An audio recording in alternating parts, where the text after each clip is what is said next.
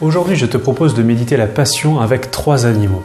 Le serpent ne doit pas t'étonner, car c'est à cause de lui, enroulé sur l'arbre du jardin d'Éden, que nos premiers parents Adam et Ève ont péché. Jésus, qui va venir réparer cette faute gravissime, sera préfiguré par un épisode de l'Ancien Testament qui se passe dans le désert. Pendant ce carême de 40 ans, Dieu punit le peuple en leur envoyant des serpents à la morsure brûlante, et beaucoup mouraient. À ce moment-là, ils se souvinrent qu'ils n'étaient pas les maîtres, et ils crièrent vers Dieu. Celui-ci dit à Moïse de fabriquer un serpent d'airain et de le hisser sur une perche. Tous ceux qui le regarderaient ne mourraient pas. Si toi aussi, tu regardes Jésus sur la perche de la croix, en oubliant l'arrogance qui t'a fait pécher, tu ne mourras pas. Tu sais que le Christ est préfiguré comme le lion de Juda, mais également comme l'agneau de Dieu, et il est désigné ainsi par un spécialiste. Son cousin Jean le désigne par une phrase demeurée célèbre dans la liturgie « Voici celui qui enlève le péché du monde ».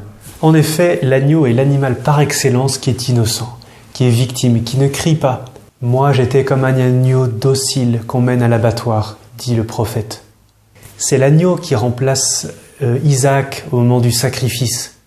C'est encore un agneau que doit manger chaque famille au soir de la 10e plaie d'Égypte, et c'est son sang badigeonné sur les montants de la porte qui les protège de l'ange exterminateur.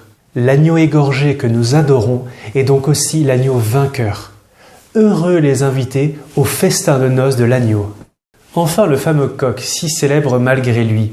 Pierre est un peu comme un coq, si fier, je ne trahirai jamais. Trop sûr de lui. Ce qu'il a fait est très grave, et tu peux le mettre dans le même sac que Judas, c'est pareil. À la différence cependant que ce n'est pas prémédité. Son retour sera d'autant plus facile.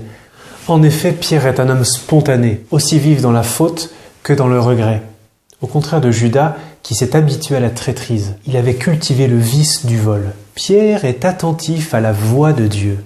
Un petit signe dans sa vie le fait se convertir, c'est le cocorico.